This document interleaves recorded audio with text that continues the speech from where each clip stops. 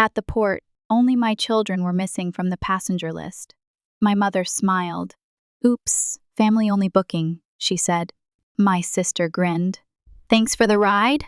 Saved me a taxi fare. My son teared up. "Mom, am I not family?" I held his hand and walked away. Days later, they begged for help.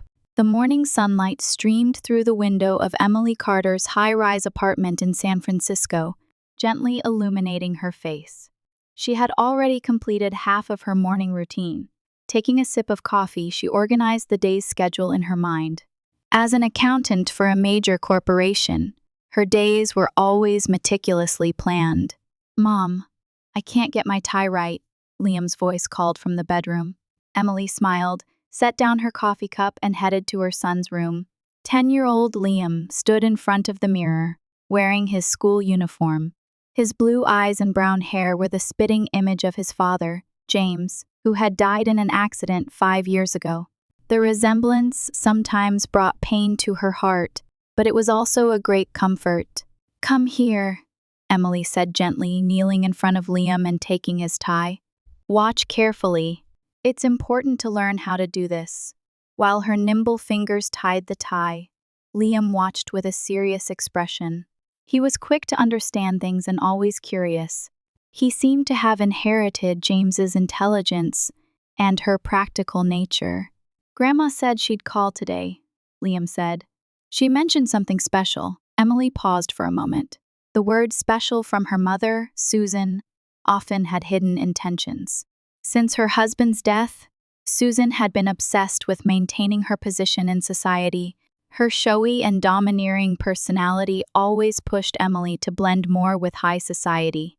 "I see, something like that," Emily replied lightly, finishing the tie. "They're perfect. Breakfast is ready? Let's eat quickly." On her way back to the kitchen, her smartphone rang. Her sister Lauren's name appeared on the screen. Emily answered with a sigh. "Emily, did you hear from Mom? Amazing news." Lauren's voice was high with excitement. Lauren had jumped from job to job and currently worked at a high-end boutique, but spent most of her salary on designer items and social events. Her spending habits were a source of tension within the family, but Emily loved her sister and tried to support her as much as possible. "I haven't heard yet. Mom said she'd call today." "Oh, you're always behind. Mom has booked a Caribbean cruise for all of us." Emily raised her eyebrows in surprise. "A cruise? How?" Her mother pretended to live a wealthy lifestyle, but in reality she lived on the pension left by Emily's late father and monthly support from her ex-husband, David. A cruise should have been far beyond her budget. "You know Mom's friend Judith, who works at the travel agency? She got us a special discount. It's a family discount, so you and Liam have to come with us." Emily leaned against the kitchen counter. Adjusting her work schedule and taking Liam out of school wouldn't be easy, but after James's death, her mother and sister had, at least on the surface, supported her. She felt indebted to them. "When is it?" "Next week. Sorry for the short notice, but we can't miss this opportunity, right?" Emily thought deeply. Recently, she had begun repairing her relationship with James's parents, Thomas and Margaret Carter. After James's death, she had temporarily distanced herself due to grief and loss, but she now wanted to nurture the bond with the grandparents for Liam's sake. "I'll think about it. I'll decide after I talk to Mom about the details." "You're always like that. Sometimes things don't have to go according to plan," Lauren complained. After hanging up, Emily shook her head. Her sister was always impulsive with no planning skills. In contrast, Emily was cautious, always thinking carefully, especially about matters concerning her son's future. Liam came into the kitchen and grabbed a cereal bowl. "Mom, was that Grandma calling?" "No, that was your aunt. Grandma and them are planning a cruise." "Wow." Liam jumped up excitedly. "Are we going too?" Emily smiled at her son's joy-filled face. He rarely took vacations. After James's death, she had immersed herself in work, making financial security her top priority. Liam might have paid the price for that. Maybe, but I can't promise. I need to check my work schedule first. But in her heart, Her decision was already forming. Family time was precious. Susan and Lauren were her family at least. That's what she believed. Emily gazed out the window. She could see the bay stretching beyond the skyscrapers. Somewhere, her intuition was sending a small warning, but she ignored it. Instead, she thought about her son's smile and the memories a family trip might create. "I'm so glad you could come, Emily." Susan placed her hand on her daughter's shoulder. San Francisco's port basked in the morning sunlight, bustling with activity. The luxury liner Ocean Princess was docked at the pier, its massive white hull gleaming against the blue sky. Emily nodded with a smile. "I'm surprised you planned such a wonderful trip, Mom. Life needs some enjoyment," Susan said.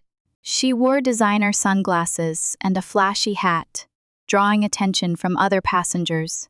"Especially for someone like you who's always working." Lauren, wearing a flashy summer dress, was taking selfies repeatedly. "I can get the perfect Instagram post with this background," she exclaimed excitedly. "I heard there are celebrities on board." Liam looked up at the ship, his eyes shining. "It's so big!" "Is there a pool inside?" "Of course, young man," Susan answered indifferently. Her eyes were scanning the other passengers on the pier, particularly the male passengers. Emily put her arm around Liam's shoulders and explained, "There's a pool, a movie theater, and activity rooms for children." Taking time off and allowing Liam to miss school hadn't been easy, but Emily was satisfied with her decision. Seeing Liam's excited expression made it all worthwhile. "Time for boarding procedures," Susan said. She was whispering with Lauren, and both seemed satisfied about something. Smiling, Emily felt a bit nervous. "Do we have everything? Passports?" Lauren rolled her eyes. "You don't always have to worry so much.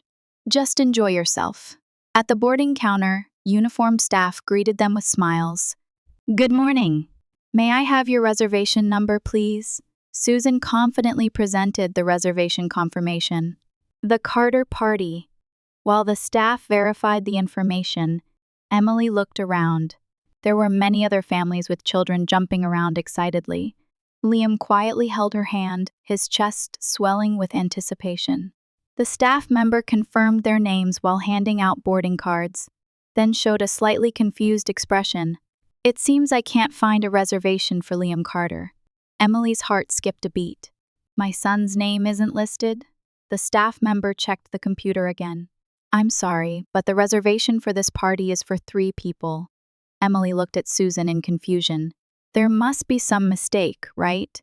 Susan hesitated momentarily, but quickly covered it with a smile. "Oh, sorry, this is a family-only reservation." "What are you saying?" Emily's voice had anger mixed in. "Liam is my family." Technically, Susan seemed to be choosing her words carefully. "This promotion is for adults. Children require an additional fee." Lauren patted Emily's shoulder. "Thanks for bringing us. Saved us taxi fare." Emily froze.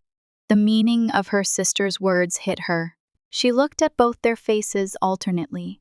Susan seemed a bit uncomfortable, but Lauren was almost proud. "You never intended for us to board from the beginning." Emily's voice trembled. Susan lowered her voice. "You can board.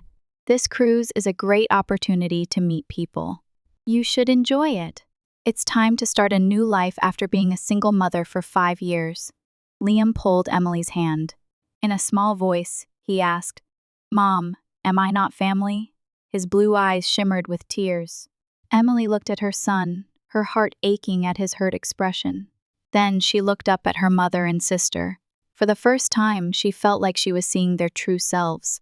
"You." She was at a loss for words. Feelings of anger and betrayal overwhelmed her. Susan checked her watch irritably. "Well, make up your mind. Boarding time is approaching. Liam can wait at the port cafe. He just needs to find his way back home. Or we could send him back to your place," Lauren suggested. "He's old enough to stay by himself until we return, isn't he?" Emily felt Liam's hand trembling in hers. He was desperately trying to hold back tears. Around them, passengers were happily boarding the ship, families smiling. couples gazing lovingly at each other and the cold calculation of her family. The contrast was so stark that Emily felt dizzy for a moment. Susan didn't even try to hide her irritation. You've sacrificed enough of your life for the child. It's time to think about yourself a little. Emily took a deep breath, firmly held her son's hand, and silently began to walk away. Emily, Susan called from behind. Are you joking? You're going to miss an opportunity. Like Emily didn't look back. In her mind, the address of James's parents surfaced. Let's just go, Mom, Lauren's voice could be heard. She's always been stubborn. We can have fun without her. Emily looked down at Liam. He seemed confused but didn't leave her side. Where are we going? Liam asked in a small voice. To Grandpa and Grandma's, Emily answered gently. We're going to visit Thomas and Margaret. Really? A small light of hope lit up Liam's face. But what about the cruise? Emily put her arm around her son's shoulders as they walked towards the parking lot. Sometimes the unexpected turns into the best adventure. She didn't look back, but in her heart, something broke while something else grew stronger. While feeling the pain of betrayal from her mother and sister, she also felt a strange relief at finally seeing their true nature. As she got into the car, Emily looked at the luggage piled in the back seat, clothes and sunscreen prepared for the cruise, things that should have been wasted, but now she was taking them to a new destination. Ready? She asked Liam. Liam nodded. There was still sadness in his eyes, but there was also trust. He believed in his mother. Emily started the engine. In her mind, she was already planning to call James's parents. They would welcome the two with open arms.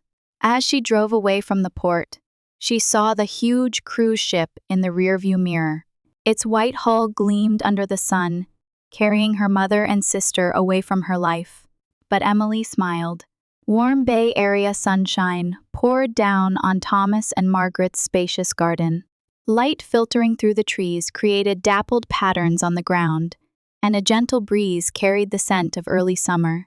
Liam's voice echoed throughout the garden. Thomas laughed as he pushed his grandson on the swing. A retired lawyer, his gaze still held sharp intelligence. Each time Liam soared high, Thomas felt a warmth in his chest at seeing James's resemblance. Margaret came out of the house and stood on the porch. As she fixed her silver hair, she watched her husband and grandson. Behind her gentle smile, the sadness of losing her son 5 years ago still lurked, but she found joy in the new bond with her grandson Liam. The lemonade is ready, Margaret called out. Great! Liam signaled his grandfather to stop the swing. Grandpa, let's drink together. Thomas nodded and took his grandson's small hand. Margaret smiled as she watched the two head toward the house. This unexpected visit had breathed new life into their home. In the kitchen, Emily was helping Margaret. As she took fruit from the refrigerator, she watched her son and father-in-law through the window. Liam really seems to like it here, Margaret said.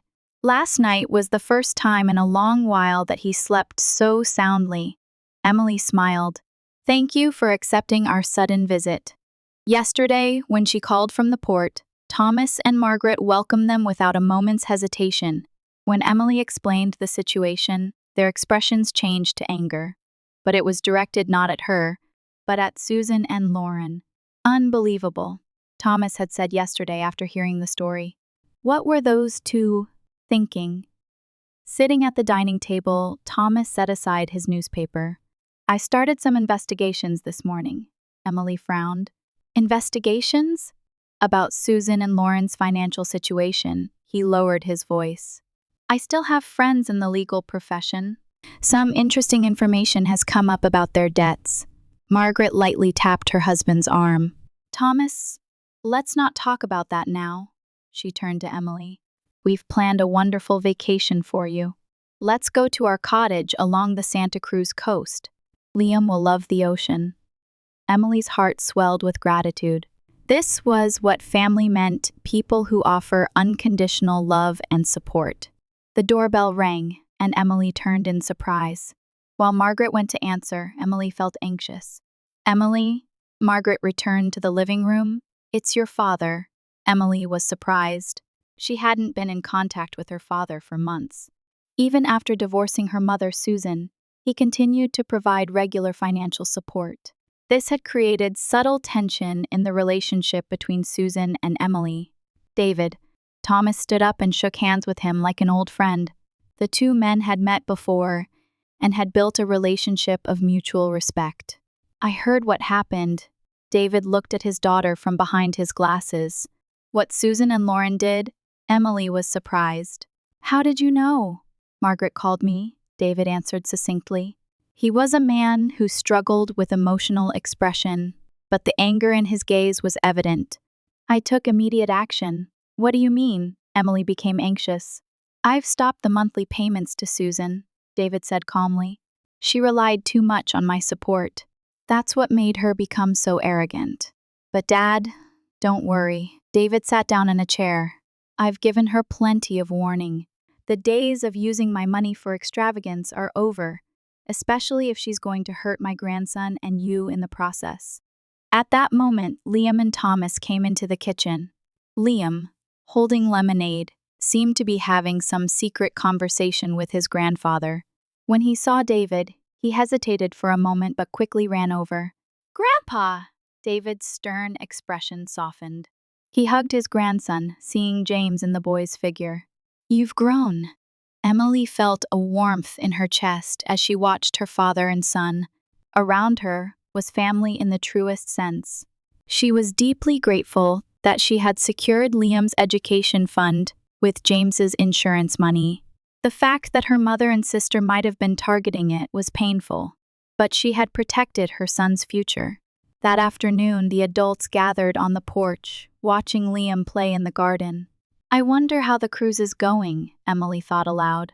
Probably not as they dreamed, Thomas laughed. From my research, I hear this cruise has special events for single seniors. Susan is definitely on the hunt, it seems. Margaret sighed lightly. They'll face the consequences of their actions. Those words became prophetic. A few days later, Emily's smartphone began receiving consecutive calls from an unknown number. She continued to ignore them, but eventually a text message arrived. Please, I'm in terrible trouble. Help me. It was from Lauren. Emily, who had been spending peaceful time at the Santa Cruz cottage, thought about her mother and sister for the first time when she read the message. She watched Liam catching crabs with Thomas on the beach and debated whether to reply to the message. That night, while Margaret was preparing dinner, Emily sat on the porch, gazing at the ocean. Thomas sat down beside her. Something seems to be troubling you, he said gently. Emily hesitantly told him about Lauren's message. Thomas listened with a serious expression. They are definitely in trouble, he said. According to my sources, there were some issues on the cruise. Susan received warnings from the captain, and she began to be avoided by the wealthy men she was targeting. Add to that your father stopping his support and Lauren's spending habits. He shook his head. I think they're in quite a difficult financial situation. Emily was hit with complex emotions, anger at being betrayed, yet love for her family and concern about the impact on Liam. What do you think I should do? She asked Thomas. Thomas gazed at the ocean, silent for a while. That's for you to decide, Emily. Just remember, you can't choose your family, but you can choose how to deal with them. From the cottage, they could hear Liam's laughter. He seemed to be baking cookies with Margaret. Emily took out her smartphone and sent Lauren a short message. When and where should we meet? The reply came immediately. Tomorrow at your apartment. Thank you so much. Emily looked at Thomas. I need to go back to San Francisco tomorrow. Thomas nodded. Let's go together. Liam can stay with us. No, Emily said slowly. Liam will come with me. He's a part of the family, and he needs to learn how to face family issues. Thomas looked at her with surprise, but his expression quickly changed to understanding and respect. James would be proud of you. When the doorbell of Emily's apartment rang, she instantly felt tension running through her body. Liam sat next to her on the sofa, looking up at his mother with an anxious expression. It's okay. Emily lightly patted her son's shoulder, smiling encouragingly. In the corner of the living room, Thomas and Margaret sat quietly. They were present at Emily's request, Opening the door, she found Susan and Lauren looking haggard. Both were without their usual flashy clothes or accessories, and their tired faces had no makeup. "Emily," Susan's voice trembled, her eyes moist with tears. "Thank you for seeing us." Emily said nothing and invited them in. When they entered the living room and noticed Thomas and Margaret's presence, they momentarily faltered. "Sit down," Emily said calmly. Susan and Lauren sat on the sofa. When Lauren's gaze turned to Liam, a color of regret appeared on her face. Liam averted his eyes from her and unconsciously held Emily's hand. "First, I want to say," Susan said, wiping away tears, "I'm truly sorry. What we did is unforgivable." Lauren nodded too. "We only thought about ourselves, especially me," she choked on her words. Emily observed the two calmly. Their regret seemed genuine, but it was difficult to judge whether it was due to their desperate situation or true reflection. "What situation are you in now?" Emily asked. "I can't pay the rent," Susan admitted frankly. "With David's support gone, my savings are almost depleted. After the incidents on the cruise, my reputation has been damaged. I heard you caused a commotion with the captain," Emily said. Susan lowered her eyes in embarrassment. "I was a bit too aggressive towards a certain gentleman. Mom drank too much and made a scene in the ship's VIP lounge," Lauren added information. "After that, we were avoided by other passengers. And you?" Emily turned to Lauren. Lauren said, choosing her words, "exceeded my credit card limit. I was fired from the store, and I'm behind on rent." Emily took a deep breath and chose her words. "What do you want?" "A temporary place to stay and a little help," Susan said carefully, "just until we get back on our feet." A heavy silence flowed through the room. Thomas cleared his throat, asking permission to speak. From a legal perspective, he began quietly. Susan and Lauren's actions might have elements of fraud if they intentionally brought Emily and Liam to the port with no intention of letting them board. Margaret joined in. And from a psychological standpoint, the emotional damage caused to Liam in particular is immeasurable. Susan and Lauren were at a loss for words, staring only at the floor. Then, an unexpected voice spoke. "I want to forgive Grandma and Aunt." Everyone looked at Liam. The 10-year-old boy stood up quietly, taking a deep breath as if to gather courage. "Everyone makes mistakes," he continued. "When I lost Dad, I hurt my friends out of anger, but my teacher forgave me." But the teacher said that forgiving doesn't mean forgetting. The room fell completely silent. Emily looked at her son with a mixture of surprise and pride. Susan reached out toward her grandson but stopped midway. "I haven't been the kind of grandmother deserving of your kindness." Emily stared at Liam, then looked at her mother and sister. Complex emotions intertwined in her heart: anger, the pain of betrayal, but simultaneously the beauty of the mercy Liam had shown. "I can't give an answer right away," Emily finally said, but Liam's words carry weight. "Complete forgiveness is still difficult, but I'll consider conditional assistance." Thomas and Margaret exchanged surprised looks but quickly showed understanding. Together, they had walked the difficult path of forgiving the person responsible for the accident that took James's life. They knew firsthand that forgiveness brings healing. "I'll give you a 1-year grace period," Emily continued. "During that time, I want to see sincere efforts towards independence and relationship repair." Hope returned to Susan and Lauren's faces. "What are the conditions?" Lauren timidly asked. "First, both of you will receive vocational counseling," Emily stated clearly, "and create a debt repayment plan. I will provide financial assistance, but it's not unlimited. And most importantly," she looked toward Liam, "becoming a real family for him. That's not a right, but something earned through effort." Susan nodded. In her eyes, now true regret and determination were visible. "I promise," Lauren also agreed. "Thank you for the chance. I won't betray you." Emily didn't fully believe yet, but she chose to have hope.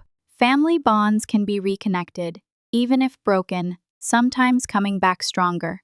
Liam stood up from the sofa and quietly approached Susan and Lauren. "Can we all have dinner together?" he asked. Mom's lasagna is really delicious. Emily smiled as she felt the tension in the room gradually dissolving.